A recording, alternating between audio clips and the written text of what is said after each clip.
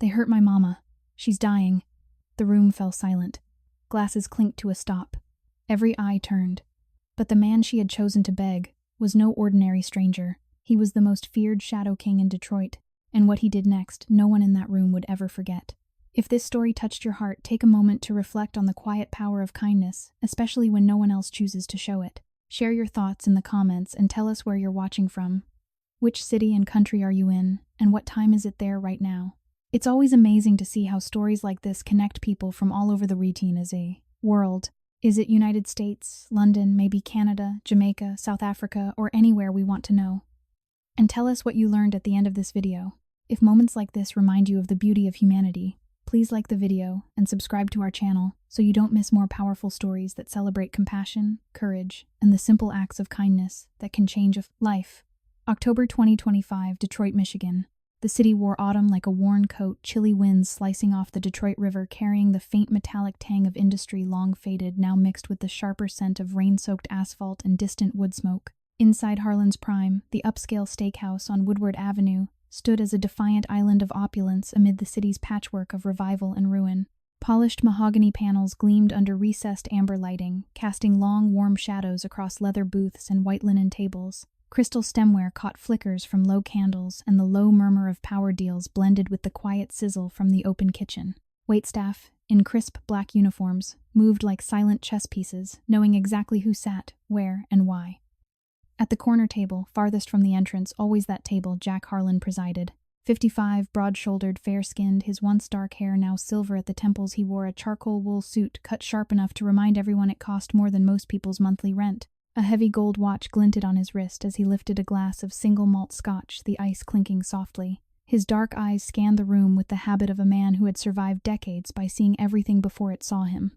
To the casual observer, he was a successful real estate developer who owned half the renovated lofts downtown. To those who mattered, he was the quiet king of Detroit's shadows, loans given and collected, territories respected, problems solved without headlines. Tonight he sat with two lieutenants, Mike Russo, thick-necked and loyal since their high school days in Corktown, and younger Danny Cole, ambitious but careful. They spoke in low tones about a zoning dispute on the riverfront numbers that could turn a vacant lot into millions. Jack listened more than he spoke, nodding, once the decision already made in his head. Sentiment had no place here. Sentiment got people hurt. He had learned that lesson the hard way years ago, when a late-night drive ended in twisted metal, and the only woman who ever softened his edges gone forever. The guilt still gnawed at him in quiet moments, a dull ache he drowned in work and control in the empire. He built brick by bloody brick. The heavy front doors, solid oak with brass handles shaped like roaring lions, burst open with a force that rattled the framed black and white photos on the walls. Every head turned. Conversations died mid-sentence. Forks hovered. A waiter froze with a tray of martinis. The maitre d', a thin man named Victor, who prided himself on unflappability, stepped forward, palms raised in practiced calm. But before he could speak, the source of the commotion became clear. A little girl no more than 8 stood trembling in the doorway. Her dark blonde hair hung in dirty tangles, matted with sweat and something darker. Her faded pink hoodie, 2 sizes too big, frayed at the cuffs, was torn at one elbow, the zipper broken. Jeans once blue, now gray with grime, clung to skinny legs that shook so violently her worn sneakers squeaked against the polished floor. A smear of blood, not hers, thank God, stained one cheek. Her small face was streaked with tears and street dust, eyes wide and wild with terror. The room held its breath. She scanned the faces frantically, chest heaving. Some patrons looked away uncomfortable. Others whispered annoyed at the disruption to their expensive evenings. A few reached for phones, debating whether to call 911 or pretend nothing happened. Then her gaze locked on Jack's table. Something in those hazel eyes, innocent, desperate, unblinking, recognized power the way a drowning person spots a rope. Without hesitation, she bolted forward, small feet slapping the hardwood. Mike's hand twitched toward his jacket. Danny half rose. But Jack lifted one finger barely, and they froze. The girl reached him in seconds. Her tiny hands grabbed the sleeve of his suit fingers, digging into the fine wool as if it were the only solid thing in a world spinning out of control. Fabric bunched under her grip. She looked up at him, tears carving fresh tracks down her dirty cheeks, voice cracking on every word. "They hurt my mama," she whispered, the sound raw and broken. She's not waking up. There's blood everywhere. Please help her." The silence that followed was absolute. You could hear the low hum of the wine cooler in the back, the distant clatter of a dropped spoon. Every eye in Harlan's Prime, fixed on the corner table on the feared man who never showed weakness, now holding the sleeve of a terrified child. Jack looked down. Her name, he would learn soon, was Lily Thompson, 8 years old. Skinny to the point of fragility, ribs visible under the thin hoodie when she breathed. Malnourished, sleep-deprived shadows under her eyes. The kind of poverty that wasn't just lack of money, it was nights shivering in an unheated apartment while wind howled through cracked windows, days stretching empty stomachs, while her mother worked double shifts at a greasy spoon diner just to keep the lights on another week. Eviction notices taped to the door. Electricity cut off mid-month. A mother, Sarah, who smiled through exhaustion so her daughter wouldn't see how close they were to breaking. But right now, Lily wasn't thinking about any of that. She was thinking about the apartment floor, her mama crumpled beside an overturned kitchen chair, face swollen, blood pooling under her head like spilled paint. The men who did it, 2 enforcers collecting on a debt Sarah could never pay, had laughed as they left. Lily had hidden behind the couch, heart hammering until silence fell. Then she ran, 12 blocks through the dark past, dealers on corners, past flickering streetlights, past everything scary, because something inside told her this place, this restaurant, with the lions on the door, held the only person who could make the bad men stop. Jack felt it hit him like a fist to the sternum. Not pity, not calculation, something deeper, older, a memory of another small hand once reaching for him years ago, before everything went wrong, before the crash, before the guilt became a permanent resident in his chest. This child's eyes wide, trusting despite everything, mirrored a future he and his late wife had dreamed of and lost. The resemblance wasn't physical, it was deeper. A child's pure, unfiltered need, piercing straight through the walls he had spent decades fortifying. His hand, large, scarred from years of hard choices, moved almost without thought. He covered her tiny fist on his sleeve, gentle, steady. The room watched, stunned. Mike whispered, "Boss." Jack didn't look away from the girl. His voice, when it came, was low, rough around the edges, but calm. "What's your name, sweetheart?" "Lily," she managed between sobs. "Lily Thompson." He nodded once, slow. Inside, turmoil churned. Part of him, the cold surviving part, screamed to send her away, to let the city handle its own messes. Involvement meant risk. Risk meant weakness. Weakness meant death in his world. But another part, the part he buried under layers of ruthlessness, roared louder. This was no random street kid. Something about her tugged at buried roots. Guilt. Remorse. A violent need to protect what he had failed to protect before. The conflict tore at him sharp and hot, making his pulse thunder in his ears. He looked up at Mike. "Get the car. Now." Mike hesitated only a second, then moved. Jack knelt, bringing his face level with hers despite the ache in his knees. His massive frame dwarfed her, yet the gesture felt protective, not intimidating. "Lily," he said, voice softer than anyone in that room had ever heard. "I'm going to help your mama, but I need you to be brave a little longer. Can you tell me exactly what happened?" She nodded, hiccuping, tears still falling. Through broken sentences, she described the men tattoos' accents, the way they kicked the door and demanded money. Sarah didn't have the blows that kept coming until her mama stopped moving. Jack listened, each word carved deeper into him. Rage simmered beneath the calm surface, rage at the unfairness, at the system that let a mother and child fall this far, at the men who thought they could touch the innocent and walk away. He stood, decision made. "Victor," he called to the maitre d', "clear a booth near the back. Get her water, something warm, hot chocolate if you have it. Blanket from the office." Victor nodded, already moving. Jack looked down at Lily again. She hadn't let go of his sleeve. "Is Mama gonna die?" she whispered. Jack squeezed her hand gently, carefully. "Not tonight," he promised. "Not if I can help it." And Jack Harlan never made promises he couldn't keep. Outside, tires screeched as the black Escalade pulled up. Inside the restaurant, patrons stared, phones forgotten. The king of Detroit's shadows had just bent to a child's plea, and the city would never be quite the same. The black Escalade cut through the October night like a blade through silk headlights, slicing the fog that rolled in off the river. Jack Harlan sat in the back seat, one arm steady around the small, shivering form of Lily Thompson. She had finally stopped crying exhaustion, claiming her in jagged, uneven breaths, but her fingers still clutched the sleeve of his suit, as though letting go would send her tumbling into the dark again. The leather seat creaked softly under his weight. The cabin smelled of expensive cologne, polished wood, and the faint metallic edge of the city outside. Heat poured from the vents, yet Lily's thin body radiated cold, the kind that had seeped into her bones over too many winters without enough blankets. Jack stared straight ahead, jaw tight, pulse hammering in his temples. Every few seconds, his gaze dropped to the child beside him. Her sneakers, once white, now cracked and gray, rested against the floor mat, toes curled inward as if bracing for another blow. He noticed the frayed laces, the hole worn through the canvas at the big toe. Details that should have meant nothing. Details that carved into him anyway. Mike drove with deliberate, calm eyes flicking to the rearview mirror every few blocks. Danny rode shotgun phone already in hand, texting quietly to the crew. Secure the perimeter around the address. Lily had whispered, find the two who did this, bring them breathing. No one spoke. The silence in the car was thick electric, broken only by the low hum of the engine and Lily's occasional soft hiccup. Jack's mind churned. He had spent 30 years building walls high, thick, unbreachable. After the crash that took his wife, after the hospital lights went out, and the doctor's quiet words landed like bullets, he had sworn never to let anything or anyone inside again. Love was leverage. Trust was a liability. He had turned remorse into armor, guilt into ruthlessness. Men feared him because he felt nothing. Or so he told himself. But this child, 8 years old, smaller than she should be, ribs pressing against the thin fabric of her hoodie, had walked straight through every defense in seconds. Her plea in the restaurant had not been calculated. It was raw animal, the sound of someone who had nothing left to lose. And the way she looked at him now, sideways glances, full of wary hope, as if testing whether this giant in the expensive suit would vanish like everyone else had. That look tore something loose inside him. He shifted, careful not to jostle her.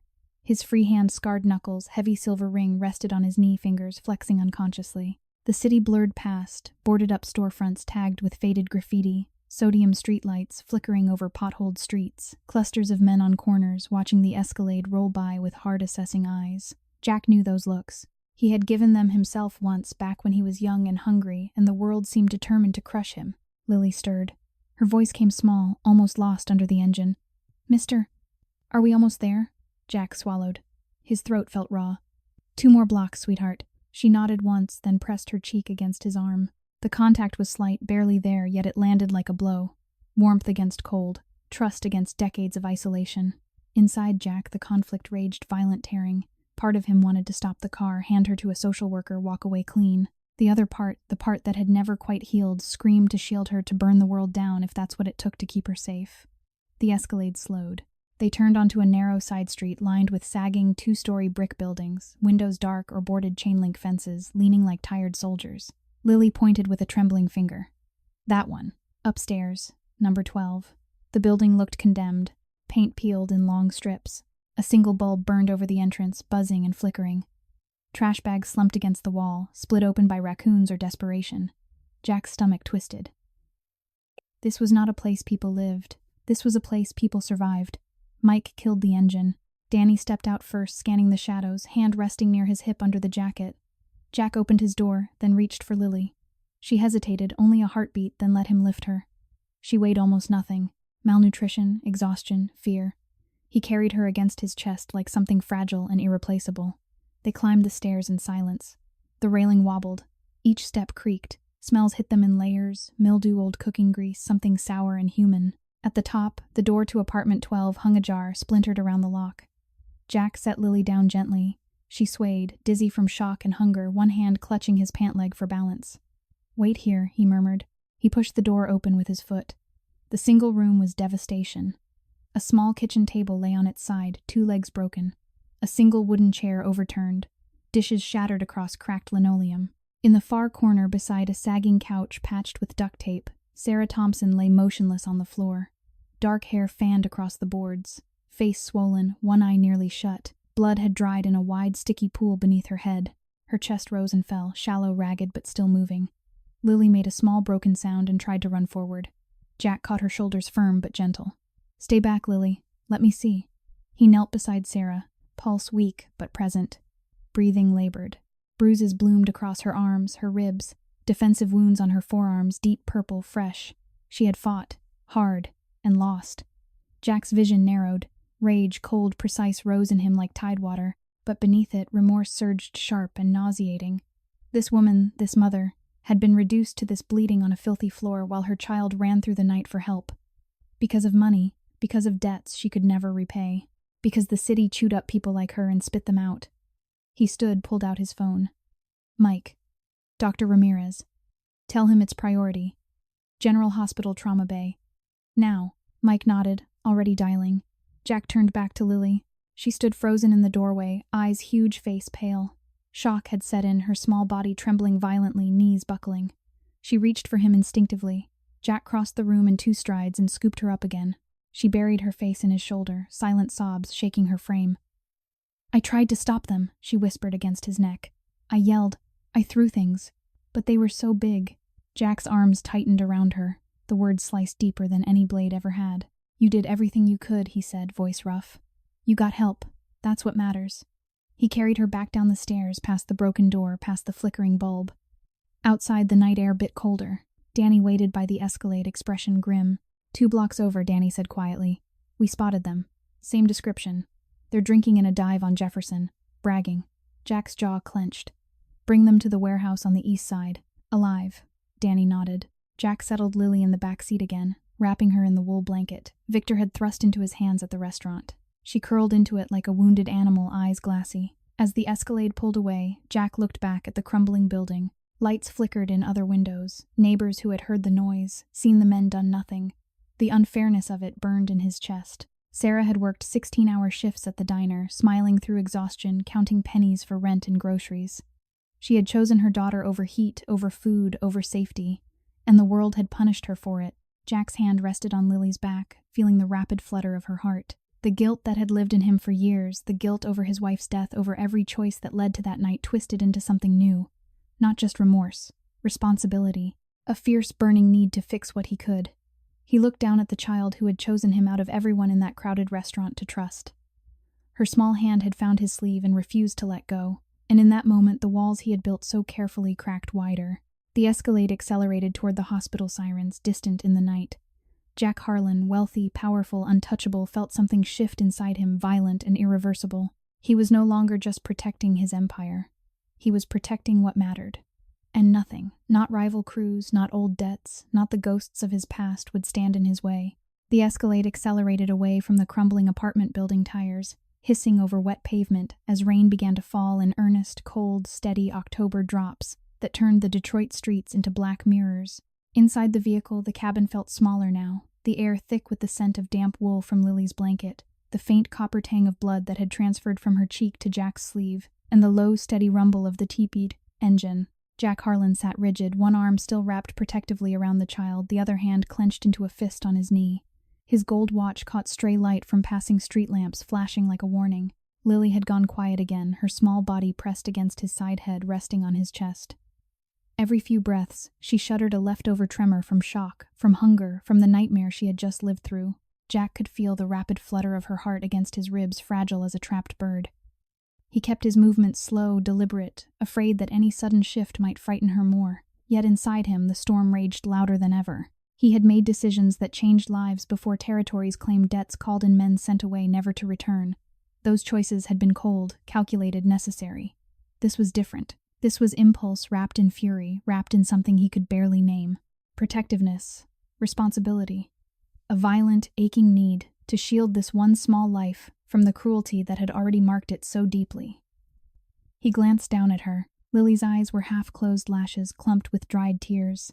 Her lips moved once, forming a silent word, "Mama," before she drifted again. Jack's throat tightened. The disparity hit him harder now, his heated leather seats, the soft cashmere throw blanket draped over her thin shoulders, the quiet luxury of a vehicle that cost more than Sarah Thompson would earn in 10 years. And her world, a single room with peeling paint, a mattress on the floor, a child who knew the exact sound of the landlord's boots on the stairs when rent was late. He had seen poverty before. He had grown up in it back when Detroit still bled jobs and hope, when his own mother had counted change for bread while his father drank it away. But seeing it in this child, in the way she accepted the blanket like it might disappear, in the way she didn't dare ask for more than the smallest kindness, it reopened old wounds he thought had scarred over. The Escalade slowed at a red light. Across the intersection, 2 young men in hooded sweatshirts leaned against a chain-link fence, watching the vehicle with narrowed eyes. One lifted his chin in recognition. Jack's face was known on these streets. The other spat on the ground. Jack met their stares through tinted glass, unflinching. They looked away first. Mike's voice came low from the driver's seat. "Boss, we're 5 minutes from the hospital. Dr. Ramirez is already there, trauma team prepped." He said head trauma, possible concussion, internal bleeding. "They're ready." Jack nodded once. "Good." Danny turned in the passenger seat. "The 2 who did it, they're still at the bar on Jefferson. Same booth every night." Bragging loud enough the bartender heard. "We've got eyes on them. No movement yet." Jack's jaw worked. "Keep them there. No one touches them until I say." Danny hesitated. "You sure you want to handle this personally?" "We can." I said no one touches them. The words came out sharper than intended. Danny nodded quickly and turned back around. Lily stirred at the tone. Her eyes opened wide and glassy. Mister, are you mad at me? Jack's expression softened instantly. He shifted so she could see his face clearly. No, sweetheart, never at you. I'm mad at the men who hurt your mama, that's all. She searched his face, suspicion flickering behind the exhaustion. Then something shifted, trust fragile but growing like a crack of light in a locked room. You're gonna make them stop. I'm going to make sure they never hurt anyone again, he said quietly. The promise felt heavier than any he had ever made. Lily nodded slowly. Her small hand found his again, fingers threading through his much larger ones. The contact sent a jolt through him, warm, trusting, innocent. Inside Jack, the conflict exploded anew. Part of him recoiled at the vulnerability this represented. Letting her in meant risk, meant exposure, meant the possibility of loss all over again. The memory of his wife's hand, slipping from his in the wreckage, flashed sharp, merciless. He had failed her. He could fail this child too. But the other part, the part that had died a little more each year since that night, burned with fierce determination. This girl had chosen him. Out of every adult in that crowded restaurant, she had run to him. That choice, that impossible trust, demanded something in return. Not just protection, redemption. The light changed. The Escalade surged forward. They passed a group of teenagers on the sidewalk. 3 boys, 1 girl laughing loudly as they shared a single cigarette. One of them kicked an empty beer can into the street. As the Escalade rolled by, the group fell silent, watching. Jack recognized the look, hunger mixed with resentment. He had worn it himself once. Now he wore tailored wool and carried the weight of an empire. The contrast sickened him. Lily whispered, Mama always says people are mostly good. Even when they're mean, they're just scared. Jack looked down at her. Your mama sounds like a very wise woman. She is. Lily's voice cracked. She works so hard. She never complains. But sometimes she cries when she thinks I'm asleep. Because the fridge is empty again. Because the landlord yelled today. Because she's scared we'll have to move again. Each word landed like a stone in Jack's chest. He pictured Sarah thin, exhausted, forcing smiles through cracked lips so her daughter wouldn't see the despair. Working doubles at the diner, coming home with grease stains on her uniform and blisters on her feet, counting pennies for milk and bread. And then the enforcers, 2 men who probably earned in a week what Sarah made in a month, kicking in her door over a debt she couldn't pay. Unjust. Absurdly, cruelly unjust. The hospital lights appeared ahead, bright white against the dark sky. Jack felt the shift inside him solidify. No more hesitation. No more calculation. This was not business. This was personal. Mike pulled into the emergency bay. Doors flew open. Nurses and orderlies rushed forward with a gurney. Jack lifted Lily out carefully, setting her on her feet but keeping one arm around her shoulders. She swayed dizzy, clutching his jacket for balance. Dr. Ramirez, mid-50s, calm eyes behind wire-rimmed glasses, approached quickly. Mr. Harlan. We're ready for her. Jack nodded. She's critical. Head injury, possible internal. Do whatever it takes. Ramirez glanced at Lily, then back at Jack. And the child, she stays with me. The doctor didn't argue. He knew better. They moved inside bright fluorescent corridors, the sharp smell of antiseptic, the low beeps of monitors. Lily clung to Jack's side, eyes wide at the chaos around them. A man on a stretcher groaned as paramedics rushed past. A woman sobbed in a waiting area chair. The unfairness of suffering pressed in from all sides. Jack knelt to Lily's level in a quiet corner of the trauma hallway. Listen to me, sweetheart. The doctors are going to take good care of your mama. I'm going to stay right here with you. Okay, Lily nodded, but her lip trembled. Can I see her? Just for a second, Jack looked at Ramirez, who gave a small nod. Briefly. She's being prepped for imaging. They followed the gurney to the edge of the trauma bay. Sarah lay pale under harsh lights, oxygen mask over her face, IV lines snaking from her arms. Monitors beeped steadily, too slow, too weak. Lily made a small, wounded sound. Jack held her tighter. Sarah's eyes fluttered open just a crack. Her swollen lips moved. No sound came out, but Jack read the word Lily. Lily reached out instinctively. Mama! Sarah's fingers twitched toward her daughter. Jack stepped forward, guiding Lily's hand to her mother's. The contact lasted only seconds, skin against skin, love against pain, but it felt eternal. Sarah's eyes found Jack's. Confusion, fear, then something softer, gratitude perhaps. Or recognition. She tried to speak again, failed. Jack leaned close. I've got her, he whispered. I've got both of you. Sarah's eyes closed. The gurney rolled away. Lily sagged against Jack. He lifted her again, cradling her as they moved to a private waiting room, soft chairs, a coffee machine, a window overlooking the rain-slicked city. He sat with her in his lap blanket wrapped tight. Lily buried her face in his shoulder, silent tears soaking his shirt. Jack stared out at the night, at the glittering lights of downtown, his empire. Wealth, power, control. Yet here, holding this trembling child, he felt more powerless than he had in decades. The inner tearing grew sharper, deeper. Guilt over his past failures, rage at the world that had allowed this, a fierce, burning love for this little girl he had only just met, a love that terrified him because it meant feeling again, meant risking loss again. He pressed his lips to the top of her head, a gesture so instinctive it shocked him. "I'm not going anywhere," he murmured. And in that quiet moment, amid the beeps and the rain and the unfairness of everything, Jack Harlan made his choice. He would protect her. He would protect them both. No matter what it cost. The private waiting room at Detroit General felt strangely hushed after the controlled chaos of the trauma bay. Soft overhead lighting cast gentle pools on the carpeted floor, a far cry from the harsh fluorescence outside. A small coffee station hummed in the corner, fresh pots, creamers in little sealed cups, packets of sugar arranged in neat rows. Jack Harlan sat in one of the wide upholstered chairs. Lily Thompson curled against his side like a small wounded animal seeking shelter. The wool blanket remained draped over her shoulders, but she had pulled it up to her chin as though the soft fabric could shield her from the images still burning behind her eyes. Jack held her carefully, one large hand resting on her back, feeling each shallow breath. His suit jacket, once impeccable, now bore faint streaks of street grime and dried blood from her cheek. He hadn't bothered to brush it off. The gold watch on his wrist ticked softly, a steady counterpoint to the distant beeps filtering through the hallway door. Outside, the rain had thickened, drumming against the window in relentless sheets, blurring the city lights into watery smears. Lily hadn't spoken in several minutes. Her small fingers toyed with the edge of the blanket, twisting the fringe over and over. Every so often, her body would jerk a tiny, involuntary flinch, as memory replayed itself. The door crashing open, the men's heavy boots. Her mother's cry cut short. Jack felt each tremor like a personal wound. He spoke quietly, voice low enough that only she could hear. "They're taking good care of her, Lily. Dr. Ramirez is the best there is. He's not going to let anything happen to your mama." Lily nodded against his chest, but the motion was small, uncertain. Then in a whisper so soft it almost vanished. "She always tells me everything's going to be okay, even when it's not." Jack's heart clenched. He pictured Sarah in that tiny apartment, smiling through chapped lips, promising tomorrow would be better while counting the last few dollars for bus fare. Working until her feet bled in those cheap, non-slip shoes, coming home to a child who needed more than she could give. The unfairness of it clawed at him deeper now, mingling with his own old guilt, until the two pains felt indistinguishable. He shifted slightly, reaching into his inside pocket. From a slim leather wallet, he withdrew a crisp $20 bill, not for show, but because he remembered what it felt like to have nothing. He folded it once and pressed it into Lily's small hand.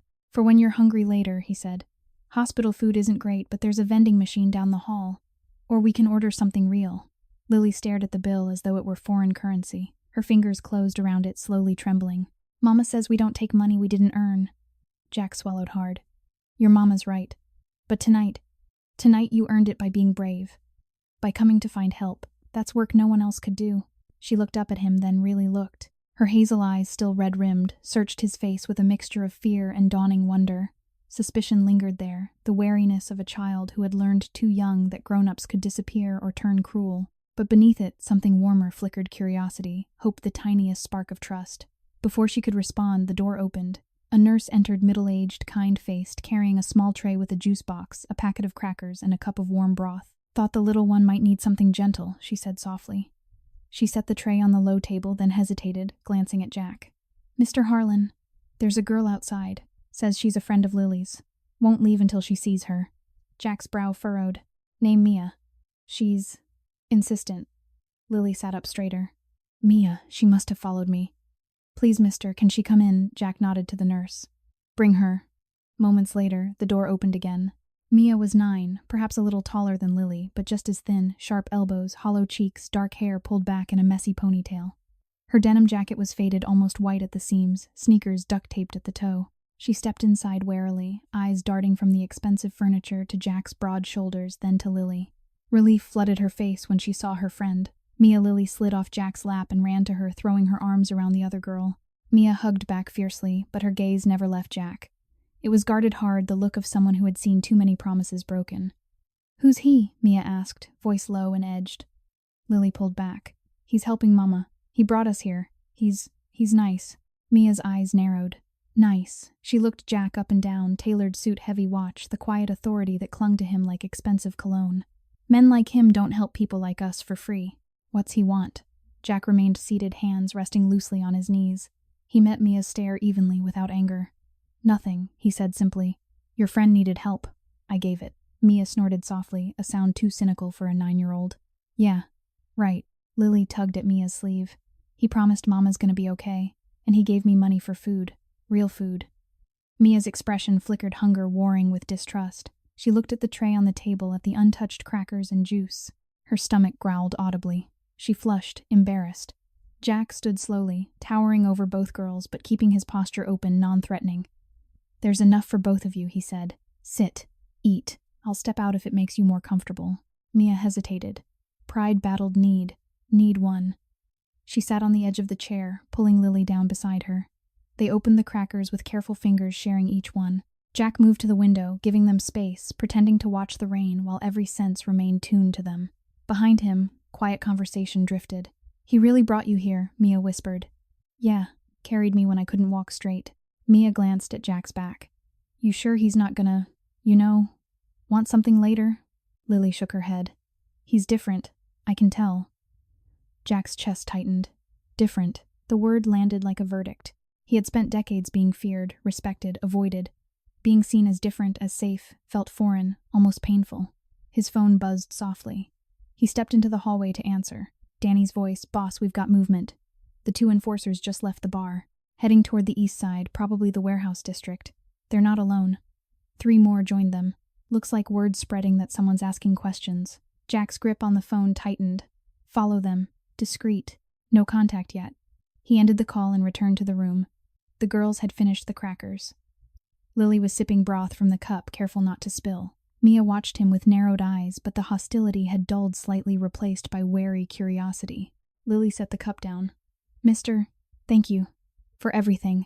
Jack knelt in front of them, bringing himself to their level. You don't have to thank me, sweetheart. Just stay strong a little longer. Mia spoke, then voice small but steady. If you hurt her or her mom, I'll find a way to make you sorry. Jack looked at her, really looked. Saw the fierce loyalty, the protective instinct born of too many losses. He nodded once. Fair enough. A quiet stillness settled over the room. Rain tapped the window. Monitors beeped faintly in the distance.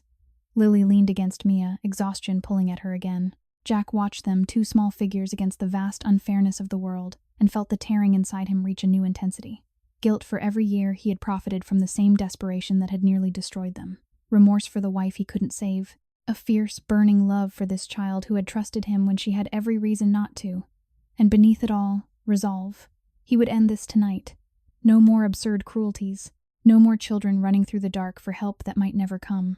Jack Harlan, wealthy beyond measure, powerful enough to bend the city to his will, felt something shift irrevocably. He was no longer just a king in the shadows. He was a shield. And nothing, not rival crews, not old debts, not the ghosts that haunted him, would touch these girls again. The private waiting room had settled into an uneasy quiet, broken only by the soft drip of rain against the window and the distant rhythmic beeps from the trauma ward beyond the door. Hours had passed since Sarah was wheeled away for surgery, long stretching hours where time seemed to thicken like the fog outside. Lily had finally fallen asleep against Jack's side, her small head heavy on his shoulder, breaths shallow and even. Mia sat across from them in the opposite chair, knees drawn up, arms wrapped tight around her legs. She hadn't spoken in nearly an hour, but her eyes never left Jack, watching, weighing, still not quite trusting the man in the expensive suit who had turned their nightmare into something almost bearable. Jack stared at the wall opposite, unseeing. His mind replayed every detail, the splintered doorframe, the overturned table, the blood on the floor like spilled ink. He saw Sarah's swollen face under the hospital lights, heard Lily's broken whisper in the car. Mama always says people are mostly good. And felt the old guilt rise again sharper, now mingling with a new fierce protectiveness that threatened to drown him. He had built an empire on control, on never letting emotion cloud judgment. Yet here he sat, cradling a child who had run to him in desperation, and every rule he lived by felt hollow. His phone vibrated once, silent mode, screen lighting up in his pocket. He slipped it out carefully so as not to wake Lily. A text from Danny Warehouse secured. 2 in custody. Talking already. Want the details now or later, Jack's thumb hovered. He typed back, later, stay on them. He returned the phone to his pocket and looked down at Lily. Her face, even in sleep, carried the marks of too many hard days, hollow cheeks, faint purple shadows under her eyes, lips cracked from dehydration and cold. He thought of the apartment again. No heat, no reliable electricity, a child who knew the exact creak of the radiator when it finally gave up for the winter. He thought of Sarah working doubles at the diner, smiling through exhaustion, so Lily could have one extra carton of milk. The unfairness of it burned hotter than any rage he had felt in years. A soft knock at the door. Dr. Ramirez entered scrubs, still on face lined with fatigue but calm. He closed the door behind him gently. "She's out of surgery," he said quietly. "Stable. The head trauma was severe skull fracture, subdural hematoma, but we evacuated the clot. No major internal bleeding beyond what we expected. She'll be in ICU for at least 24 hours, but the signs are good. She's a fighter." Lily stirred at the sound of voices. Her eyes fluttered open. "Mama," Ramirez smiled down at her. "Your mama's gonna be okay, sweetheart. She's sleeping now, but you can see her soon through the window for a little while." Lily's face crumpled with relief. Fresh tears spilled. She turned and buried her face in Jack's chest, small fists clutching his shirt. Jack held her tighter, one hand stroking her tangled hair with a gentleness he didn't know he still possessed. "Thank you, doctor," he said, voice rough. Ramirez nodded. "She's asking for Lily." When she woke briefly in recovery, kept saying her name. Jack felt something crack inside him, wide open, irreparable. He looked at the sleeping girl in his arms, then at Mia, who had uncurled slightly, eyes wide. Ramirez hesitated.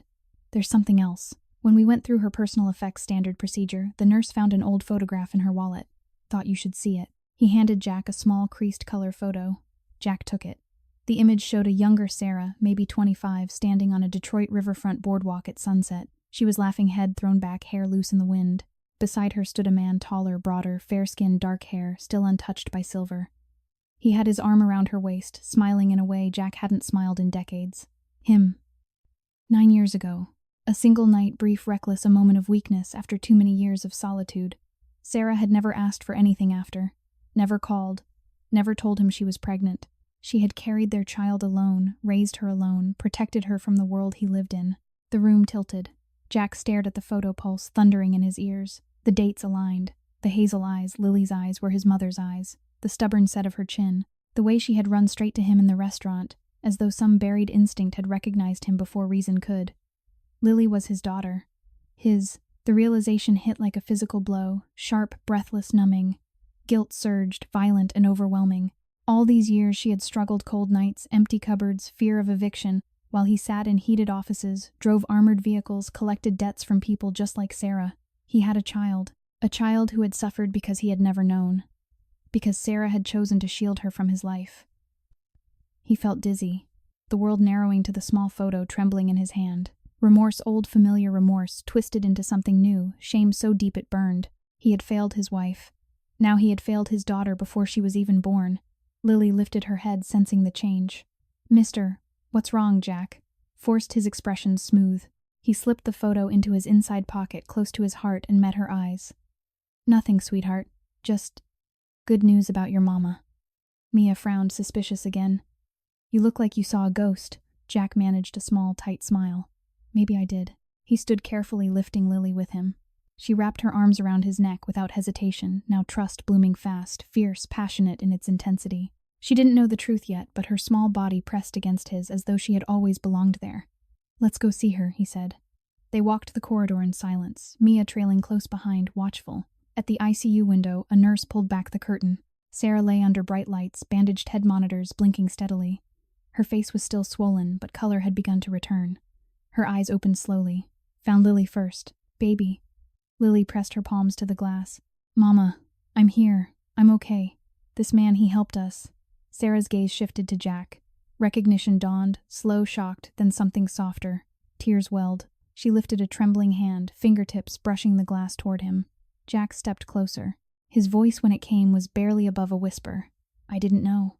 Sarah's lips moved no sound, but he read the words, "I'm sorry." He shook his head once. "No, I'm the one who's sorry." Lily looked between them, confused. "You know each other?" Jack knelt beside her. "Yeah, sweetheart. We knew each other a long time ago." He didn't say more. Not yet. Mia watched, eyes narrowing further, but she said nothing. Jack stood again. Inside him, the tearing reached a crescendo, guilt, love, rage, remorse colliding in a storm that left him breathless. He had a daughter. A daughter who had run to him in the dark because no one else could help. A daughter who had suffered while he lived in luxury he no longer even noticed. He looked at Lily, his child, and felt the burning attachment ignite fully passionate and consuming. No more distance. No more walls. He turned to the nurse. I want round-the-clock security on this room. My men will be here within the hour. No one in or out without clearance. The nurse nodded, accustomed to Jack Harlan's requests carrying weight. Jack looked back through the glass at Sarah. I'm not leaving, he said quietly, though she couldn't hear. Not ever again. Outside in the corridor, his phone buzzed again. Danny. They're moving, heading toward the old Packard plant. Looks like they're meeting someone. Bigger crew. Jack's jaw tightened. Intercept them, quietly. Bring them to the warehouse. He ended the call. Mia watched him. You're gonna hurt them, aren't you, Jack? Met her eyes. I'm going to make sure no one ever hurts Lily or her mama again. Mia eyed him a long moment. Then softly, okay. Lily slipped her hand into Jack's. You're staying. He squeezed her fingers gently. Always, sweetheart. And in that simple promise, amid the beeps and the rain and the weight of 1,000 unspoken regrets, Jack Harlan felt the last of his old life fracture. He was a father now, and nothing, not rival crews, not the past, not the empire he had built, would take that from him. The warehouse on the east side of Detroit stood like a forgotten giant in the October night, rusted steel beams exposed to the sky, broken windows gaping like empty eyes, the air thick with the smell of old motor oil and damp concrete. Rain had turned the cracked asphalt into shallow black pools that reflected the harsh sodium lights from the few working street lamps. Jack Harlan stepped out of the Escalade alone, his coat collar turned up against the wind, the same coat that still carried faint traces of Lily's tears and the hospital's antiseptic scent. He moved with deliberate calm, but inside him the storm had reached hurricane force. Danny and Mike waited near the loading dock, silhouettes against the open bay door. 2 other men, quiet, reliable, stood guard at the perimeter. No unnecessary lights. No raised voices. Just the low hum of tension that always preceded these kinds of meetings. Inside, the 2 enforcers sat zip-tied to metal chairs in the center of the vast empty space. Carlos Vega and Miguel Santos, mid-20s, street-hardened, the kind of men who collected debts with fists and threats, because it was easier than honest work. Their earlier swagger had evaporated. Now they sweated under the single hanging bulb eyes darting between the shadows.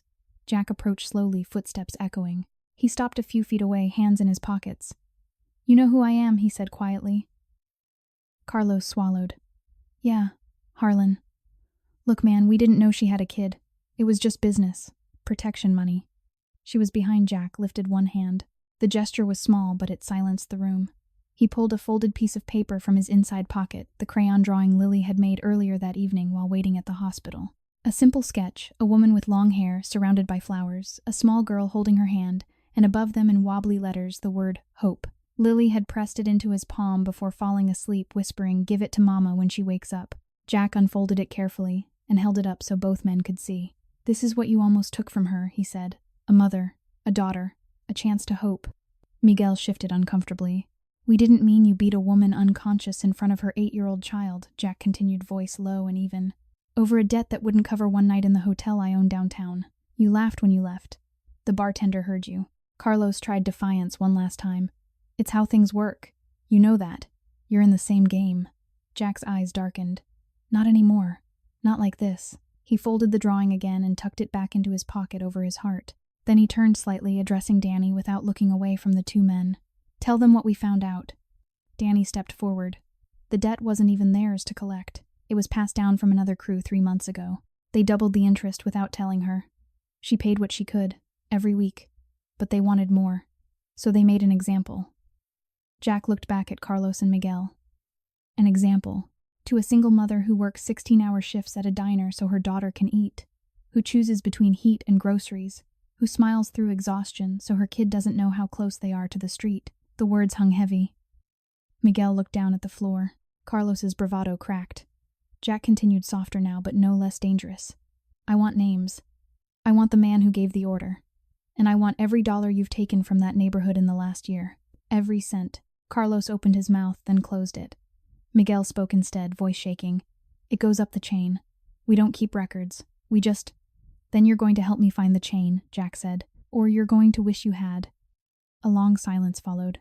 Rain drummed on the metal roof. Somewhere in the distance, a train whistle sounded lonely, mournful. Jack turned away, signaling Mike. Keep them comfortable. Water. No more zip ties unless they try something stupid. He walked toward the far wall, pulling out his phone. He needed air, needed space from the rage that threatened to swallow him whole. Outside, under the overhang, he leaned against the cold brick and closed his eyes. The image of Lily's drawing burned behind his lids. His daughter, his blood. Suffering in silence while he lived in luxury, he barely noticed anymore. Private jets on standby, heated floors and winter meals prepared by chefs who knew his preferences before he spoke them. The disparity felt obscene now. Criminal. His chest ached not just from emotion, but from the deeper hidden pain he had ignored for too long. The heart condition the doctors had warned him about years ago. Stress, smoking in his younger days, the weight of too many nights without sleep. He had dismissed it, pushed through. But tonight every beat felt heavier, more labored. Footsteps approached. Mia, she had insisted on coming, wouldn't stay behind at the hospital with the security detail Jack had assigned. If Lily's going somewhere dangerous, I'm going too, she had said, chin lifted in that stubborn way 9-year-olds sometimes have. Jack hadn't argued. Something about her fierce loyalty reminded him of himself at that age. Mia stopped a few feet away, hands shoved in her jacket pockets. You're really gonna let them live? Jack looked at her. I'm going to make them fix what they broke. That's harder than dying. She studied him. Why do you care? You don't even know them. I know Lily, he said simply. And Lily loves her mama. That's enough. Mia's expression flickered distrust, warring with something softer. Lily thinks you're some kind of hero. She doesn't know what men like you really do. Jack didn't flinch. I know what I've done. And I know what I won't let happen anymore. A long pause. Rain dripped from the eaves. Then Mia spoke again, quieter. I've seen guys like you before.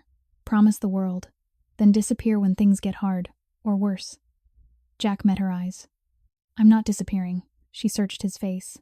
Then, almost reluctantly, I saw you in there, with the drawing. You didn't yell. You didn't hit them. You just made them look at what they did. Jack nodded once. Mia looked away toward the dark street. My mom used to say people can change. I never believed her, until tonight. Jack felt something loosen inside him, small but real. People can, he said, if they want to badly enough. Mia turned back. You want to. I can tell. Before Jack could respond, Danny appeared at the doorway. Boss. One of them cracked. The order came from higher up. A guy named Victor Kane. Runs a crew out of the old industrial park. They were supposed to send a message, make sure no one else falls behind. Jack's jaw tightened. Get the location. We're going. Danny hesitated. You sure? We can handle, I'm sure. Jack looked at Mia. Stay here with Mike. Safe. Mia shook her head. I'm coming. Lily would want me to. Jack studied her, saw the same fierce protectiveness he felt for Lily. He nodded. Stay close. No heroics. They loaded into 2 vehicles. Jack drove the lead Escalade, Mia in the passenger seat, small, determined, silent. The rain had eased to a drizzle, but the tension inside the car was thick enough to cut.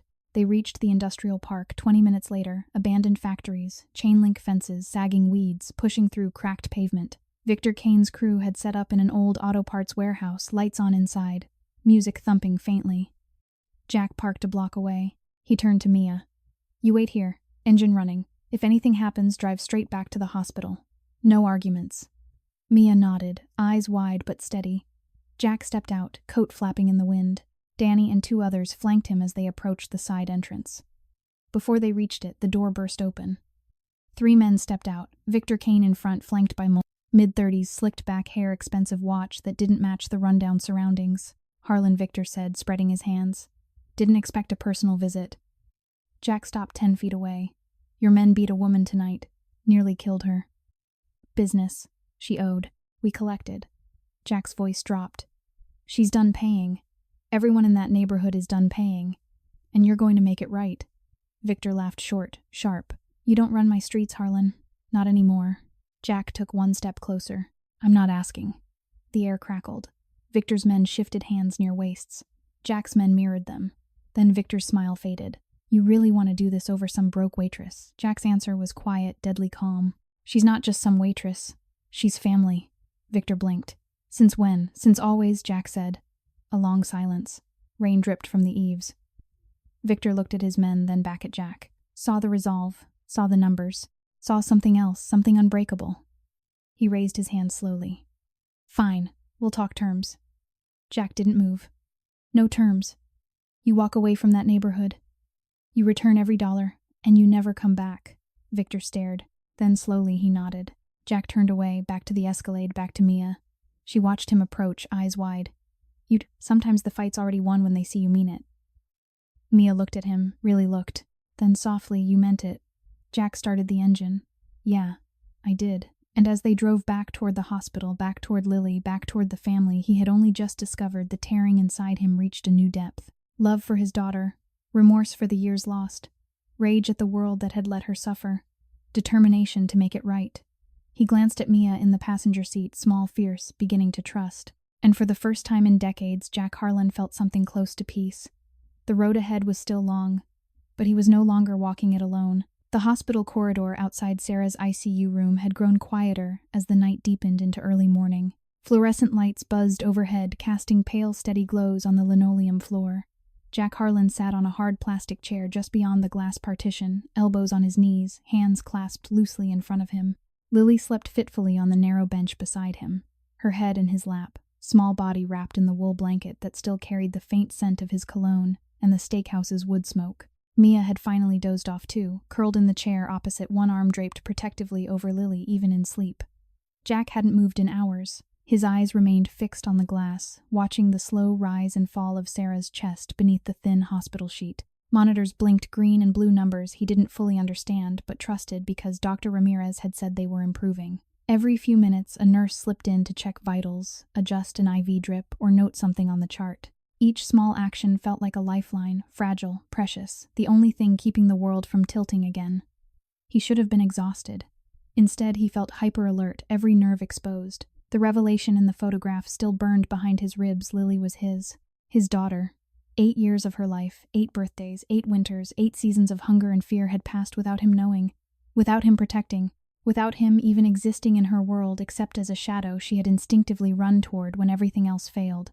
The guilt was no longer a dull ache. It was a living thing, clawing, tearing, relentless. He pictured her small frame shivering in that unheated apartment, wind whistling through cracked windows, while he slept under Egyptian cotton sheets in a penthouse overlooking the river. He pictured Sarah counting change at the diner register, forcing smiles for tips while her body screamed for rest, while he signed multi-million-dollar deals over aged scotch. The disparity wasn't abstract anymore. It was obscene. It was personal. It was unforgivable. His chest tightened sharper this time, a vice squeezing just behind his sternum. He recognized the warning. The cardiologist's words from 2 years ago echoed. "Stress is fuel on the fire, Mr. Harlan. You keep living like this, the heart won't forgive you." He had laughed it off then, ignored the occasional sharp twinges, pushed through with coffee ambition and sheer stubborn will. Now the pain bloomed slow at first, then insistent, spreading across his chest like hot iron. Breathing grew shallow. A cold sweat broke on his forehead. He pressed one palm flat against his sternum, willing it to ease. Not now. Not here. Not with Lily's head in his lap and Sarah fighting for every breath on the other side of the glass. He tried to stand slowly, carefully, but the room tilted. Black spots danced at the edges of his vision. His knees buckled. The chair scraped loudly against the floor as he dropped back into it, one hand clutching the armrest, the other still cradling Lily's sleeping form. Mia woke instantly, eyes wide, body uncoiling like a spring. "Mr. Harlan," Jack tried to speak. The words came out hoarse, strained. "I'm fine. Just sit back down." Mia didn't move. She stared at his face, pale, slick with sweat, lips tinged faintly blue. "You're not fine. You're having a heart attack or something." Lily stirred at the sound of voices. Her eyes fluttered open. "Mister." Jack forced a smile, tight, pained. "Go back to sleep, sweetheart. Everything's okay." But Lily sat up, blanket slipping from her shoulders. She saw his face, really saw, and panic flooded her expression. "You're all white. You're shaking." Mia was already on her feet. "I'm getting a nurse." No, Jack reached out, but the motion sent fresh pain lancing through his chest. He gasped, doubling forward. The hallway blurred.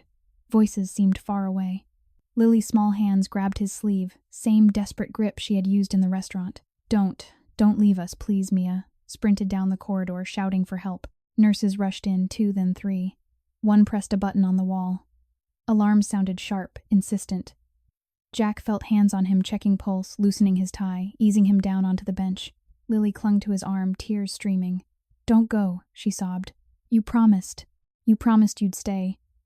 Jack tried to lift his hand to her cheek. It felt impossibly heavy. "I'm not going anywhere," he managed. "I promise."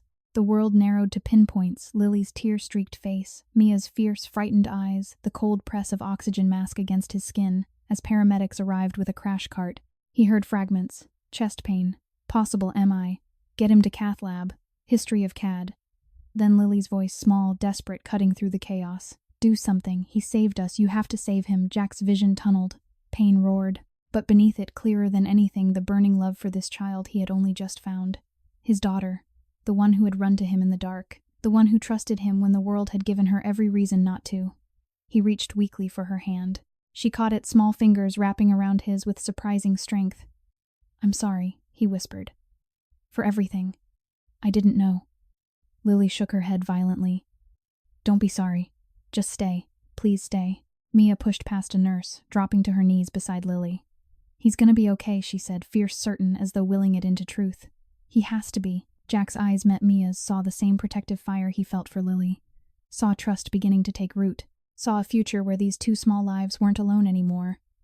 Then the pain crested white-hot blinding and everything went dark. When awareness returned, it came in fragments, beeping monitors, sterile smell, low voices. He opened his eyes to white walls, an IV in his arm, oxygen prongs under his nose. Cardiac ICU. A different wing from Sarah's, but close enough that he could feel her presence like a tether. Lily sat on the edge of his bed, tiny, determined, holding his hand as though afraid to let go. Mia stood beside her, arms crossed, eyes red but dry. You scared us, Lily whispered. Jack's voice rasped. I know. I'm sorry. Mia spoke next, quiet, almost shy. The doctor said it was a blockage. They put in a stent. Said you're lucky we got you here fast. Jack looked at her, really looked. You did CPR? Mia shrugged, embarrassed. School taught us. Lily called 911. I just kept going until they came. Jack's throat tightened. These children, thin, hungry, battered by a world that had never been kind, had saved his life. Not with money, not with power, with courage, with refusal to give up. He squeezed Lily's hand, weak but steady. Thank you, both of you. Lily leaned forward, pressing her forehead to his shoulder. You can't leave us. You're like family now. The word landed like a stone in still water, ripples spreading, reshaping everything. Family. Jack felt the tearing inside him reach its deepest point, guilt for the years, lost remorse for the empire built on others' pain, love so fierce it hurt. But beneath the pain, something new, purpose. Not power, not control. Protection, redemption. A legacy measured not in territory or dollars, but in two small girls who needed him. He looked at Mia. You're staying too right, Mia, blinked surprised, then nodded slowly. Yeah. If Lily wants me. Lily lifted her head. I do. Always. Jack closed his eyes for a moment, letting the moment settle, letting the love burn away some of the darkness. When he opened them again, resolve had hardened into something unbreakable. I'm retiring, he said quietly. The business, the parts that hurt people, it ends. I'm keeping you both safe. No more running. No more cold nights. No more wondering where the next meal comes from. Lily's eyes widened. Really, really? Mia studied him, long searching. Then softly, you mean it? I do. Jack looked toward the window, rain still falling but lighter now, washing the city clean. Somewhere down the hall, Sarah was healing. Here in this bed, he was healing too, not just the heart in his chest, but the one that had been broken for decades. He had almost lost everything tonight. Instead, he had found it. And he would spend every remaining day making sure these girls, his daughter and the sister she had chosen, never knew fear or hunger again. The king of Detroit's shadows had finally stepped into the light, and he wasn't going back. The cardiac wing of Detroit General had its own quiet rhythm, soft footsteps of nurses on night shift, the occasional chime of an IV pump, the low murmur of monitors counting heartbeats like patient prayers. 3 days had passed since Jack Harlan's collapse in the hallway, 3 days of sterile white walls, beeping machines, and the slow return of strength to a body that had finally demanded rest. The stent had done its work. The doctors spoke in careful, optimistic tones about recovery, lifestyle changes, follow-up appointments. Jack listened, nodded, but his mind was elsewhere, always drifting back to the two small figures who had refused to leave his side. Lily sat cross-legged at the foot of his hospital bed, sketching on a pad one of the nurses had brought her. She drew flowers now, bright, hopeful ones that filled the page edge to edge. Mia perched on the windowsill legs, dangling, watching the city lights flicker through the rain-streaked glass. Both girls had been given fresh clothes from the hospital's donation closet, soft sweatpants and hoodies that still smelled faintly of laundry detergent, a luxury neither had known in months. Jack had quietly arranged for more warm coats, new sneakers, backpacks filled with school supplies, but he hadn't told them yet. He wanted the moment to feel ordinary, not like charity. Sarah had been moved out of ICU that morning. She sat in a chair beside Jack's bed, now still pale and bandaged, but her eyes were clear. She held Lily's hand while the girl drew thumb, stroking small knuckles in slow, soothing circles. Every so often, Sarah glanced at Jack, long searching, looks filled with gratitude, guilt, and something deeper that neither of them had named yet. Jack leaned back against the raised pillow's IV line taped to the back of his hand. The room smelled of antiseptic and the faint sweetness of the apple juice Lily had spilled earlier. His own reflection in the window showed a man changed hollower cheeks, silver more pronounced at the temples, but the eyes burned with something new. Purpose, love, a fierce, unrelenting need to protect. He broke the quiet first. "Doctor says I can go home in a couple days," he said, voice still rough from the breathing tube they'd removed yesterday. "You too, Sarah. They'll release you to outpatient care." Sarah nodded slowly. "I don't know where home is anymore. The apartment—" Her voice trailed. She didn't need to finish. The landlord had already taped an eviction notice to the splintered door, 30 days, no exceptions. The furniture they owned wouldn't fill a single storage unit. Everything they had was either broken or borrowed. Lily looked up from her drawing. "We can stay with you, right, just until Mama's better." Jack met her eyes, his daughter's eyes, and felt the familiar tearing inside him sharpened to a razor's edge. He had a penthouse downtown, floor-to-ceiling windows, marble counters, a view that stretched across the river to Canada. Heated floors. A kitchen bigger than their old apartment. Security that could stop an army. And 2 children who had never known a night without fear of the cold seeping through the walls. "Yes," he said quietly, "you can stay with me. As long as you want." Sarah's breath caught. "Jack, that's too much." "We can't. You can," he interrupted gently. "And you will." "Because I'm asking, not out of pity. Because you're family." The word hung between them, heavy, beautiful, terrifying. Mia turned from the window. "You mean that? Like, really mean it?" Jack looked at her, the girl who had performed CPR on a stranger who had stood guard over Lily when the world felt like it was collapsing. "I mean it," he said. "Both of you. You're not going back to that apartment. Not ever." Lily's pencil stilled. She stared at him, eyes wide with wonder, and a flicker of fear, the fear of hoping too hard. "You're not going to change your mind when we're messy or loud or need stuff." Jack reached out, cupping her small face with one careful hand. "Never. I promise."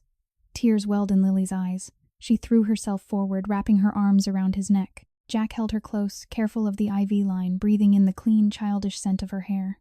The love that surged through him was so intense it hurt, passionate, burning a force that rewrote every priority he had ever held. Sarah watched tears slipping silently down her cheeks. "I kept her from you," she whispered. I thought you'd be safer without knowing. I thought I was protecting her." Jack looked over Lily's head at Sarah. "You did what you thought was right. I don't blame you. I blame myself for not being the kind of man you could have told." Mia slid off the windowsill and came closer. She stood beside the bed, hands shoved in her hoodie pockets. "My foster mom said rich people only help when they want something. You don't seem like that." Jack met her gaze. "I'm not perfect, Mia. I've done things I'm not proud of. But I'm trying to be better. Starting right now. With you two." Mia studied him a long moment. Then she climbed onto the edge of the bed, hesitant, testing, and leaned against his shoulder. The gesture was small, almost shy, but it carried the weight of surrender. Trust. The first real crack in her armor. Jack wrapped his free arm around her shoulders. 3 small bodies against him, fragile, warm, trusting. The disparity struck him again harder than ever. His wealth, once invisible armor, now felt like a debt he could never repay. He had private security on payroll, offshore accounts, real estate holdings across 3 states. They had endured nights so cold their breath fogged the windows inside, days so hungry Sarah skipped meals to feed Lily. The injustice of it roared in his chest, mingling with remorse until he could barely breathe. But beneath the pain, deeper, steadier, came healing. He looked at Sarah. "I'm dismantling the parts of the business that hurt people. The collections, the pressure. I've already started. The crews know." Victor Kane backed down. "Others will follow." Sarah's eyes widened. "That's dangerous." "I know," he said. "But staying the same is more dangerous. For all of us." Lily lifted her head. "You're gonna be good now, like, really good," Jack smiled, small, genuine. "I'm gonna try every day. For you." Mia spoke then, quiet, almost a whisper. I'm sorry I didn't trust you at first. I thought you were like the others, the ones who promise and then leave." Jack squeezed her shoulder. "You had every right, but I'm not leaving." Mia nodded, once slow, certain. Then she reached into her pocket and pulled out a small folded piece of paper. She handed it to him. It was a drawing hers, not Lily's. Two stick figures holding hands with a taller one in the middle. Above them in careful letters, new family. Jack unfolded it carefully. His throat closed. He pressed the paper to his chest over his heart, where the stent now held his life together. "Thank you," he whispered. The room fell into a profound stillness, rain tapping the window monitors, beeping softly, 3 small hearts beating close to his. No one spoke. No one needed to. Outside, the city continued, sirens in the distance, lights glittering on wet streets, life moving forward, whether anyone was ready or not. But here in this small circle of light, something had shifted forever. Jack Harlan, once feared, once alone, felt the last pieces of his old armor fall away. The remorse remained deep and honest. The guilt for years lost would never fully fade. But love had taken root, fierce, protective healing, and it was stronger than any empire he had ever built. He looked at Lily, at Mia, at Sarah. "I'm home now," he said quietly, "and so are you." And in that moment, amid the beeps and the rain, and the quiet miracle of second chances, the king of Detroit's shadows found his light. Not in power. In family. The penthouse on the top floor of the Renaissance Center overlooked the Detroit River like a quiet sentinel, floor-to-ceiling glass walls framing the glittering night skyline, marble floors that gleamed under recessed lighting, furniture chosen for comfort rather than show. Jack Harlan had lived here for 15 years, yet until tonight it had always felt more like a fortress than a home. Now with Lily asleep in one of the guest rooms, wrapped in clean sheets that smelled of lavender detergent, and Mia dozing on the wide sectional sofa, with a throw blanket pulled to her chin, the space felt different. Smaller, warmer, filled with the soft breathing of 2 children who trusted him enough to close their eyes in his presence. Sarah sat across from him at the long dining table, a cup of chamomile tea steaming between her hands. Her bruises had faded to yellow shadows, but she still moved carefully, Rib's tender head still aching from the fracture. Jack had insisted she take the Master Suite King bed and suite bath with heated floors, a view that stretched for miles. She had protested at first, voice soft and uncertain, but exhaustion won. Now she looked at him across the polished oak surface, eyes searching. "You didn't have to do all this," she said quietly. "The clothes, the food, the security downstairs. It's too much." Jack shook his head. "It's not enough, not even close." He had spent the afternoon quietly dismantling pieces of his old life, calls to lawyers, transfers of assets, meetings canceled, territories quietly ceded, men he had trusted for decades, given generous severance and clear instructions, no more collections, no more pressure. Some had nodded in relief. Others had gone silent, dangerously silent. Sarah traced the rim of her cup. "You're really walking away from it all." "As much as I can," he said. "The legitimate businesses stay real estate, the restaurants. The rest, I'm ending it. For good." Her eyes filled. "Because of us. Because of you," he corrected gently. "Because of Lily. Because I had a daughter out there suffering while I sat in rooms like this one, pretending the world outside didn't exist." Sarah looked down. "I should have told you. I was scared. Scared of what your world would do to her. Scared of what it would do to you." Jack reached across the table, covering her hand with his. "You protected her the best way you knew how. I don't blame you. I blame the man I was." A long silence followed, comfortable healing. Rain tapped against the glass. Somewhere in the city below, life continued its restless rhythm. Then Jack's phone vibrated on the table, silent mode screen lighting up with Danny's name. He answered on the second ring. "Yeah." Danny's voice came low, urgent. "Boss, you need to see this. Now. I'm sending a file. Don't open it on speaker." Jack stood walking to the far window. He opened the encrypted message. A single audio clip. He pressed play, keeping the volume low. A familiar voice filled his ear, Mike Russo, thick-necked, loyal since high school. The man who had driven them that first night. The man Jack had trusted with his life. "Yeah, it's done. The woman got the message. Hard enough she won't forget. The kid ran perfect. Harlan'll hear about it, get involved, get sloppy. Emotional. That's when we move. He's weak now. Heart's already half gone. One push." The recording cut off. Jack's hand trembled. The phone slipped an inch before he caught it. Betrayal, pure, cold, personal, slammed into him like a freight train. Mike, his oldest friend. The one who had stood beside him through every war, every loss. The one who had carried Lily's blanket that first night without question. Jack turned slowly. Sarah watched him, alarm rising in her face. "Jack." He didn't answer. He crossed to the sofa where Mia slept, then to the hallway where Lily's door stood ajar. He listened to their breathing, soft, even trusting, and felt the tearing inside him reach a new vicious depth. This wasn't just business. This was family. His family. targeted by the man he had called brother. He returned to the table, sat heavily. Sarah reached for him. What happened? Jack played the clip for her low so the girls wouldn't wake. Sarah's hand flew to her mouth. Tears welled instantly. He did this to us on purpose. Jack nodded once. The rage was there, white hot, but it was drowned by something worse, grief. For the friendship he had believed unbreakable. For the trust he had given freely. I treated him like family, Jack said quietly. Gave him everything. And he sold us out for power. Sarah's voice cracked. What are you going to do? Jack looked toward the girls' rooms. I'm going to end it. Tonight. He stood, grabbed his coat. Sarah rose too unsteady. You're not going alone. I have to. She stepped in front of him, small, bruised, fierce. You almost died 3 days ago. You're not facing him alone. Jack looked down at her, saw the same protective fire he felt for Lily. Saw love, saw family. He nodded. All right, but you stay in the car. With security. They moved quietly. Jack woke Danny, already waiting downstairs with 2 trusted men who had never been close to Mike. The Escalade pulled away from the building like a shadow. They found Mike at an old bar on the east side, the same one where Carlos and Miguel had bragged that first night. Jack walked in alone. The room went still. Mike looked up from his drink, surprise flashing across his face before it hardened into something colder. Boss Mike said carefully. Didn't expect you out so soon. Jack stopped 10 feet away. I heard the recording. Mike's expression didn't change. Smartphones. Always listening. Jack's voice stayed low. Why? Mike shrugged. You were getting soft. Heart trouble. Kids. A woman. You were gonna walk away anyway. Someone had to step up. Jack felt the words like punches, each one landing on old scars. You almost killed her. You terrified my daughter. Mike leaned back. Collateral. You'd have thanked me later. When you were gone and I kept things running clean. Jack stepped closer. You touched my family. Mike stood slowly. They're not your family. They're leverage. And you fell for it. The bar had emptied patrons, sensing trouble and slipping out. Danny and the others waited outside unseen. Jack looked at the man he had trusted for decades. Saw the hunger. The ambition. The betrayal so deep it left him numb. I gave you everything, Jack said quietly, and you used it to hurt the only things that ever mattered. Mike's hand twitched toward his waist. Jack didn't flinch. You gonna shoot me here? Mike asked.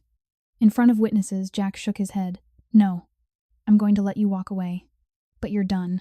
No crew, no territory, no name in this city. You disappear. Tonight. Mike laughed short, bitter.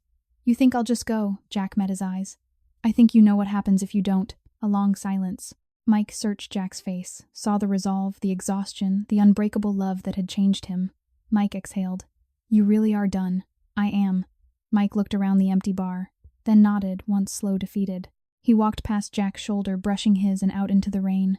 Jack stood motionless for a long moment. Then he turned and left. Back in the Escalade, Sarah waited, eyes wide, hands clenched. Jack slid in beside her. He's gone, he said. Sarah reached for his hand. You let him live. I let him go, Jack corrected. There's a difference. She squeezed his fingers. You chose mercy. For us. Jack looked out at the rain-slicked streets. I chose family. They drove home in silence, Sarah's hand in his, the girls sleeping safely upstairs in their minds. The betrayal had cut deeper than any knife, but it had also clarified everything. Jack Harlan had lost a brother tonight, but he had gained something far greater. And as the city lights blurred past, the tearing inside him began slowly, painfully to mend. Not because the pain disappeared, but because love, fierce, protective, unconditional, was stronger than any wound. He glanced at Sarah. She smiled small, tired, real. They were home, and they were safe. For the first time in decades, Jack Harlan felt the weight of his empire lift. What remained was lighter. What remained was enough. The rain had stopped sometime after midnight, leaving Detroit wrapped in a heavy, dripping silence. Streetlights shimmered on wet asphalt, turning the city into a mirror of fractured light. Inside the penthouse, the air smelled of chamomile tea gone cold, and the faint citrus of the cleaning products the housekeeper had used that afternoon. Lily and Mia slept soundly in their rooms, doors cracked open just enough for the hallway light to spill in like a promise. Sarah rested in the master suite, finally able to lie flat without pain spiking through her ribs. Jack Harlan sat alone in the living room, lights dimmed, staring at the river beyond the glass. Sleep refused to come. Every time he closed his eyes, he saw Mike's face cold, calculating the man he had once trusted with his life, saying the words that had shattered something fundamental inside him. Betrayal was no longer abstract. It had a voice. It had a price. And it had nearly cost him everything he had only just begun to claim. His phone buzzed once, sharp insistent on the marble coffee table. Unknown number. Jack answered without speaking. A voice he didn't recognize, low, deliberate, edged with satisfaction, came through. Harlan, you've been busy. Cleaning house. Retiring. Cute. But you forgot something. Jack's grip tightened. Who is this? Someone who doesn't like loose ends. You took my collectors. You took my money. You took my message. Now I'm taking something of yours. A pause. Then a small, terrified whimper in the background, familiar, heartbreaking. Lily. Jack was on his feet before he realized he had moved. The room tilted. His heart hammered against the fresh stent like it wanted out. Where is she, old Packard plant? Boiler room. Alone. For now. You come alone or she stops breathing. No cops. No crew. Just you. 15 minutes. The line went dead. Jack stood frozen for one heartbeat too, then the world snapped into brutal clarity. He moved without thought, coat from the closet keys, from the bull gun, from the safe he had sworn never to touch again. He left a note on the kitchen counter, 3 words, "I'll be back," and slipped out before Sarah or the girls could wake. The drive took 12 minutes. He pushed the Escalade through red lights, tires hissing on wet streets, the city blurring past in streaks of neon and shadow. Every second stretched into eternity. He pictured Lily small, trusting alone in the dark, and the tearing inside him became something feral, something that drowned out pain, fear, remorse. Only one thing mattered now, getting her back. The Packard plant loomed ahead, crumbling red brick, shattered windows, chain-link fence sagging like broken promises. He parked a block away, killed the engine, and stepped into the drizzle. The gun felt heavy in his coat pocket, unwelcome, necessary. He walked the perimeter, once silent, scanning shadows. No guards visible, no cars. Just the wind moving through broken glass, and the distant rumble of a freight train. He found the side door padlock, cut chain dangling. Inside, the air was thick with rust and mold. Flashlight from his phone cut narrow beams through the darkness. He moved deeper footsteps, careful on cracked concrete. Then he heard its soft, frightened breathing. Lily, a small sob, answered from the shadows ahead. He rounded a corner into what had once been the boiler room, massive rusted tanks, pipes snaking overhead like veins. Lily sat on the floor against one tank, wrists bound with zip ties, duct tape over her mouth. Her eyes wide, terrified, locked on him. Tears carved clean tracks through the dust on her cheeks. Jack dropped to his knees beside her, cutting the ties with a pocket knife, peeling the tape away as gently as he could. "Shh, sweetheart. I've got you." She threw her arms around his neck, sobbing into his shoulder. "They took me from the balcony. Said they'd hurt Mama if I screamed. I tried to be quiet." Jack held her tight, one hand cradling the back of her head. "You were so brave. So brave." He lifted her light as ever, too light, and turned to leave. A voice echoed from the darkness above. Going somewhere, Victor Kane stepped into the light, silhouetted on a catwalk, flanked by 2 men. The same man Jack had confronted weeks earlier. The same man who had backed down. Victor smiled, cold, satisfied. "You really thought I'd just walk away? After you humiliated me in front of my crew? After you took everything?" Jack shifted Lily behind him, shielding her with his body. "This ends tonight, Victor. Let her go. You want me. Here I am." Victor descended the metal stairs, slowly, boots ringing. "Oh, I want you. But first I want you to watch. I want you to feel what it's like to lose something you love." One of Victor's men stepped forward, young, nervous, holding a length of pipe. Jack's heart thundered, pain flaring behind the stent, but he kept his voice steady. "You don't have to do this." Victor laughed. "You're dying anyway. Heart's a ticking bomb. Might as well speed it up." Lily clung to Jack's coat, trembling. "Don't hurt him. Please." Victor's smile faltered for a second, something almost human flickering in his eyes, then hardened again. "Too late for please, kid." He nodded to his man. The pipe swung. Jack moved instinct, not thought, shoving Lily behind a tank and stepping into the blow. Metal cracked against his forearm. Pain exploded white-hot. He staggered but stayed upright, gun already in his hand. "Enough," he said. Victor's men froze. Jack's voice carried the weight of 30 years in the shadows. "You walk away, now you live. You don't, you don't." Victor stared. Saw the gun. Saw the resolve. Saw the child behind the man who would die before letting her be hurt. Then from the shadows near the entrance, soft footsteps. Mia. She had followed, slipped out of the penthouse, taken a cab, tracked the GPS Jack had shown her just in case. She stepped into the light, small, terrified, but chin high. "Let them go," she said. "Or I scream. Loud. Someone will hear." Victor's men shifted, uncertain. Mia's voice rose, sharp, desperate. "I said let them go. The distraction was enough." Jack lunged, knocking the pipe from the nearest man's hand, shoving him back. The second man hesitated. Victor drew his own weapon. Jack fired once into the ceiling. Plaster rained down. The sound echoed like thunder. Victor flinched. His men scattered. Mia ran forward, grabbing Lily's hand, pulling her toward the exit. Jack faced Victor alone. "This is your last chance," Jack said. "Walk." Victor stared at the gun, at the child he had tried to use, at the man who had once been feared and now stood bleeding for love. He lowered his weapon, then he turned and disappeared into the shadows. Jack didn't chase. He staggered back, vision blurring, chest screaming. He dropped to one knee. Lily and Mia rushed to him, small hands on his shoulders, his face. "Daddy," Lily whispered the word, slipping out unplanned, perfect. Jack pulled them both close, blood on his sleeve, heart stuttering but alive. "I'm here," he rasped. "I'm right here." Sirens sounded in the distance. Someone had called them after all. Jack held his girls, his daughter, and the sister she had chosen while the world spun slowly back into focus. He had almost lost everything tonight. Instead, he had won it all. And as the first police lights flashed through the broken windows, Jack Harlan, once king of shadows, finally understood what power really meant. It wasn't control. It was love. And love, fierce, unbreakable, redemptive, had just saved them all. The first pale light of dawn crept through the penthouse windows, turning the Detroit River into a ribbon of molten silver.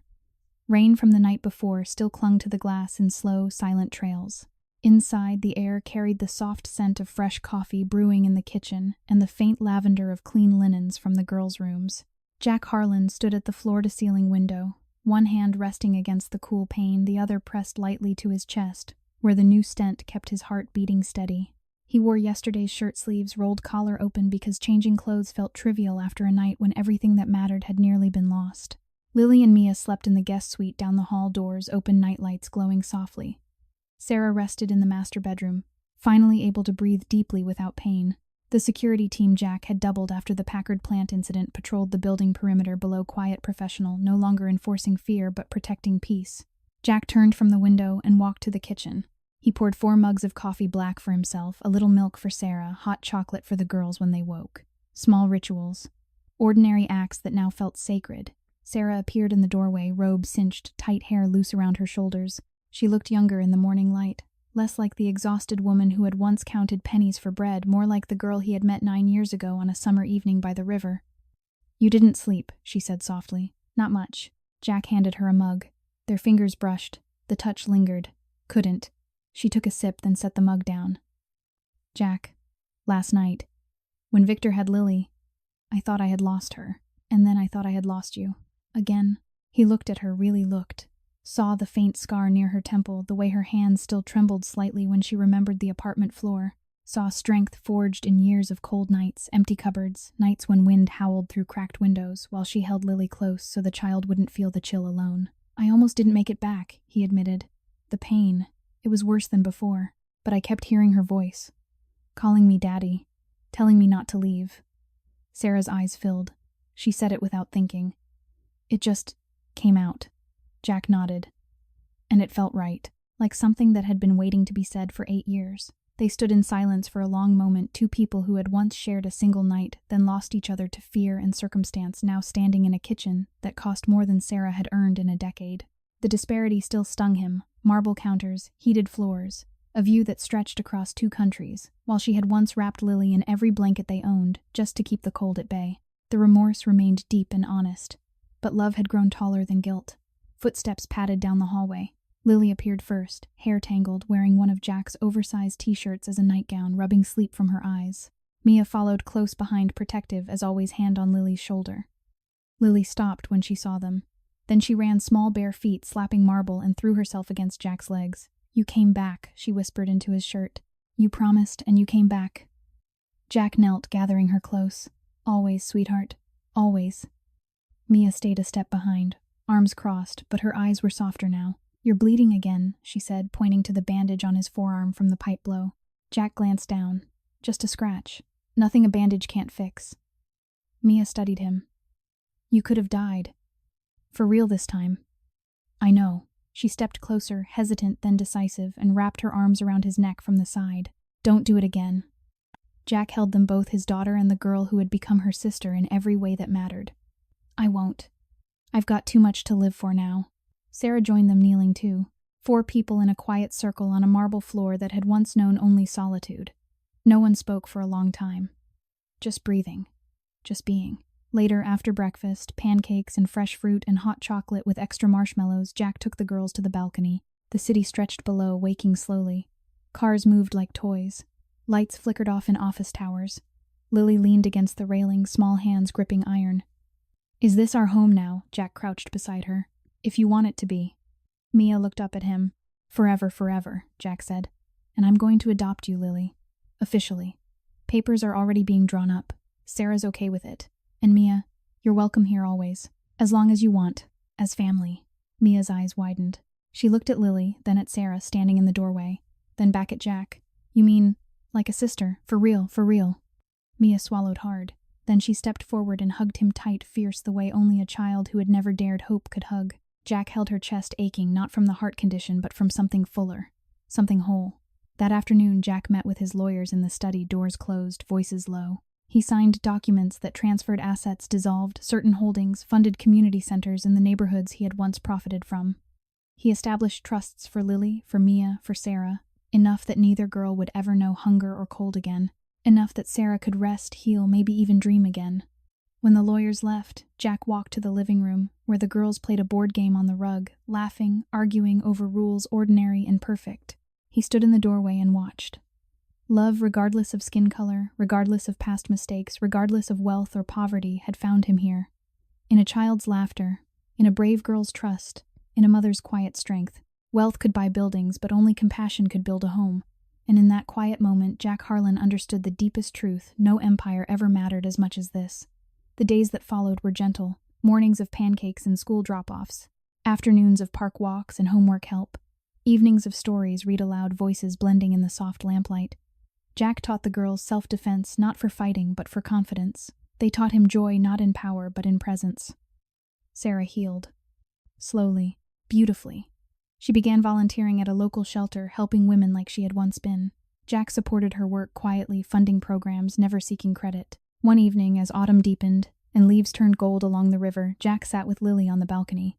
She leaned against him, small hand in his. "Daddy?" she asked softly. "Yeah, sweetheart, I'm glad you found us." Jack's throat tightened. "I'm glad you found me." And in that simple exchange, every wound began to scar, not perfectly, not without memory, but enough to carry forward. Knowledge is the quiet light that guides us through darkness. Knowledge helps us see what truly matters. Knowledge reminds us that compassion costs nothing, yet changes everything. Knowledge teaches us that love arrives when we least expect it. Knowledge shows us that second chances are real. Lesson after lesson unfolds in ordinary moments. Lesson in forgiveness. Lesson in courage. Lesson in choosing kindness over power. Lesson in building rather than breaking. Lesson in understanding that no one is beyond redemption. Education of the heart takes time. Education of the heart begins with listening. Education of the heart grows when we protect the vulnerable. Education of the heart teaches us that family is chosen as much as it is born. Education of the heart proves that true wealth is measured in love. To everyone watching this video, may you carry good health in your body, a joyful life in your days, and daily peace in your soul. If this story touched you, if it reminded you of hope, of second chances, of love that sees beyond wealth and poverty, please subscribe to the channel, like this video, and share it with someone who needs to hear it. New engaging stories come every day. Tell me in the comments, how did this story make you feel? Does it connect to something real in your own life? Share your thoughts, your emotions, your own small miracles. I read every comment and carry them with me. Thank you for being here. Goodbye for now. And I promise to see you again in the next video. Disclaimer. All stories on this channel are fictional and created solely for entertainment purposes. Any resemblance to real people, events, or places is purely coincidental.